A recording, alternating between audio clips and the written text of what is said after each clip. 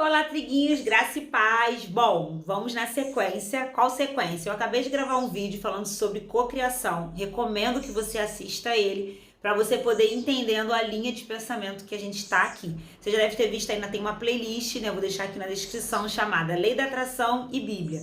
Né? Quem me acompanha sabe que eu comecei a estudar sobre lei da atração já tem um tempo, porém eu travei porque eu não conseguia compreender o que estava dizendo ali por causa de algumas formas que eu interpretei a Bíblia, até que o Espírito Santo veio e me trouxe uma revelação na palavra a respeito disso. Lembrando que eu estou aprendendo, mas eu decidi ir compartilhando com vocês o meu aprendizado. Então, durante alguns vídeos vão ter testemunho de coisas que aconteceram comigo e eu espero que isso te abençoe, ok? Bom, hoje eu queria falar com vocês sobre um tema que é bem interessante, que a lei da atração fala muito, né? As pessoas que aplicam, né? Elas dizem o seguinte: você precisa pensar no que você quer, ok? Partimos do princípio que nós somos co-criadores, ok? A palavra nos garante isso. Deus criou o mundo com um padrão. Qual é o padrão? Tudo aquilo que você falar, manifesta. Diga ao monte, move-se, ele se moverá. Jesus também disse lá em Lucas, se tivesse fé, mesmo que fosse do tamanho de uma mostarda, e você dissesse para essa amoreira, né, lança-te no mar e planta-se lá, acho que é amoreira, né? Fiquei em dúvida agora qual é a planta, mas depois eu boto aqui o versículo. Ela se plantaria lá no mar, com uma palavra liberada. Eu não sei se você já se questionou a respeito disso. Por que a gente não consegue trazer existências com palavras liberadas? E aí eu tenho aprendido em Deus, né, que a fé, ela não pode ter dúvida. Não é isso que a Bíblia fala? Se tiveres fé sem duvidar, isso manifestará. Mas aí, talvez você diga assim, mas eu creio. Mas você tem dúvida. Só que a dúvida, às vezes, ela vem de uma maneira muito sutil, e eu tenho falado isso com as pessoas, né? Eu tenho um grupo chamado Trechos para Trigo, vou deixar o link aqui caso você queira participar. Eu sempre mando os meus primeiros insights, tudo que eu recebo antes de gravar qualquer vídeo. E assim que eu recebo, eu libero. Depois eu vou amadurecendo e mando mais áudios lá. Então, se você quiser fazer parte, eu vou deixar aí. Mas uma coisa muito interessante é que eu fui percebendo como que a dúvida às vezes vem no nosso coração. Às vezes a dúvida vem na sua mente em forma de um pensamento. Às vezes a dúvida vem na sua mente em forma de uma emoção. Exemplo, se você orou a Deus para que uma porta de emprego fosse aberta e a partir do momento que você começa a liberar essa palavra da porta aberta, o que teu coração tem que sentir? Alegria, expectativa de que Deus te ouviu. E normalmente a gente fica angustiada, nervosa, ansiosa. Isso mostra o quê? Que eu não creio. Mas eu vou especificar melhor isso, mas vamos focar primeiro nessa parte. Pedir o que eu quero. Se você for reparar, a gente se foca muito no que não quer que aconteça, até na hora de orar. Às vezes você vai orar, por exemplo, pela saúde de alguém e a gente diz assim: ai, Senhor, vai tirando toda a doença, vai removendo a doença, vai tirando o caroço, vai tirando o câncer. Quando, na verdade, nós deveríamos orar assim, ó. Deus vai trazendo saúde, vai restabelecendo, um exemplo, se o problema é no sangue, né? Vai limpa o sangue saudável, o sangue limpo, é o que eu quero. Isabela, e aonde a gente consegue ver isso mais na Bíblia? Olha que interessante, primeiro em Jesus. Toda vez que Jesus ia curar alguém, Jesus chegava para a pessoa e dizia: o que queres que eu te faça? E a pessoa falava: quero ver. Dificilmente alguém dizia: ah, eu quero ser curado. Não, ela falava especificamente: quero ver, quero que a lepra saia, quero ser curada da lepra. Ela falava o que ela queria. E olha que interessante, quando ela falava o que ela queria, Jesus não sabia, porque eu não sei se já passa isso na sua cabeça, na minha cabeça sempre passa isso: nossa, mas Deus não sabia o que a pessoa precisava? Por que ela tinha que falar? Porque Deus estava ensinando algo pra gente precioso. Você precisa saber o que você quer e não o que não quer.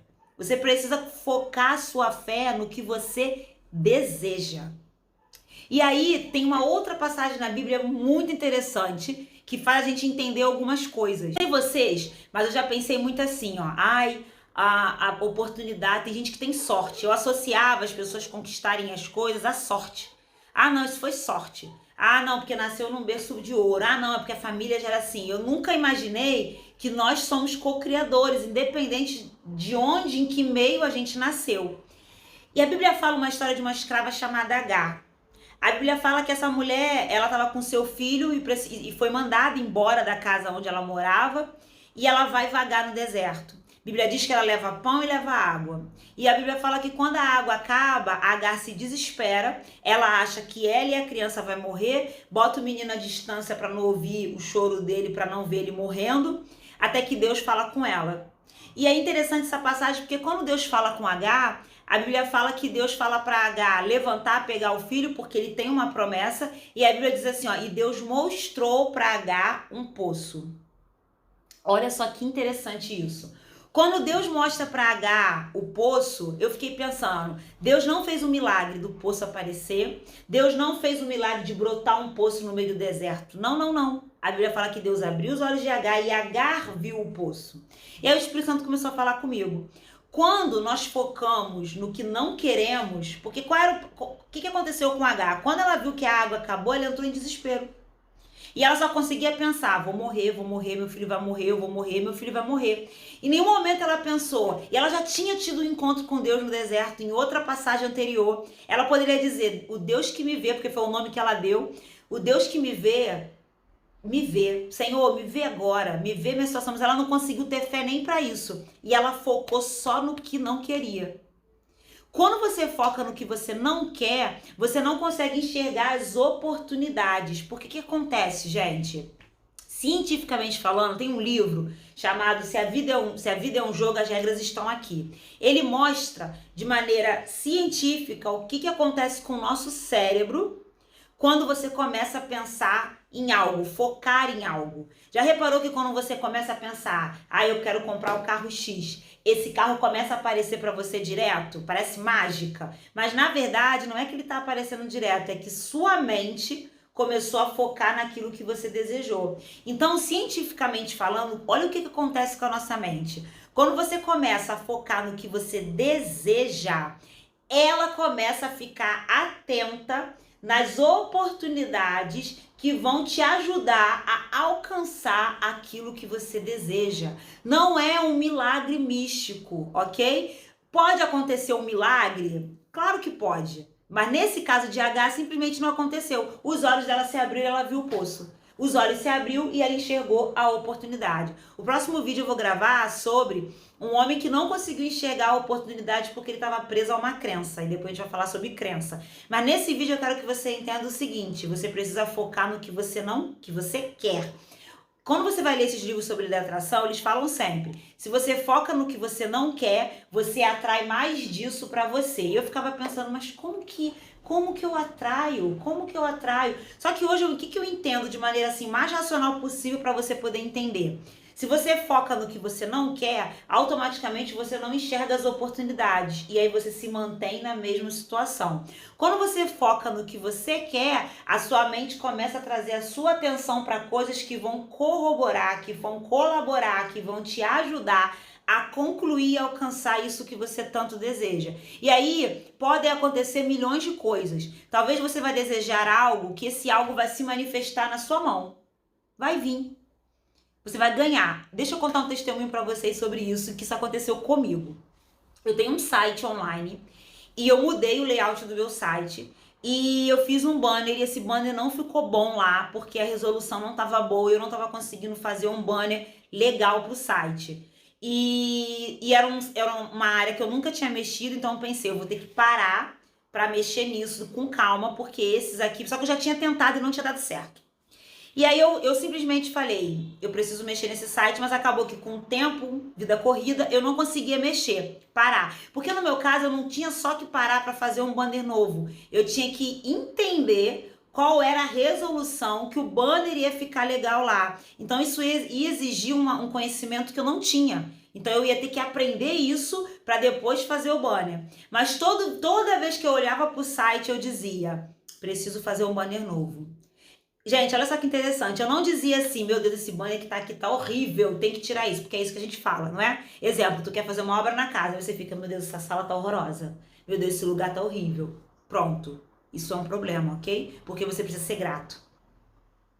A gratidão é um fluxo, a gente vai falar melhor sobre isso. Acho que até tem esse vídeo sobre emoção. Gente, e eu ficava, eu tenho que mexer nesse site, eu preciso melhorar, preciso trocar esse banner. Sempre falando isso, tem que trocar esse banner, tem que trocar esse banner, tem que trocar esse banner. Até que quando chegou essa semana, tem uma semana mais ou menos, eu tenho uma fornecedora, né? Eu tenho uma parceria muito bacana com essa fornecedora. Ela contratou 2 designers pra empresa e ela me beneficiou com uma ajuda deles para poder me ajudar a montar esse banner. Então, assim, eu ganhei o banner. Ganhei, tá? Porque ele já fez. Ele fez os banners todos do site. Os banners estão todos lá. Então, vai ter situação que você vai ganhar. Vai ganhar na tua mão. Toma. É isso que você quer? Tô te entregando. E Deus é ótimo em fazer isso. De você colocar algo no teu coração e Deus te entregar aquilo na tua mão. Só que vai ter vezes que você vai ganhar o recurso, o dinheiro. Se caso isso que você está pedindo precisa dar dinheiro em troca, você vai ganhar o dinheiro. Só que e vai ter vezes que você vai surgir uma oportunidade para que você execute alguma coisa em troca, e em troca disso você vai ganhar ou o dinheiro ou o que você está pedindo. Então o que eu tenho que te dizer é, como vai vir não nos interessa. O como não é da nossa conta. Nosso papel é liberar a palavra, é focar no que eu quero e não no que você não quer.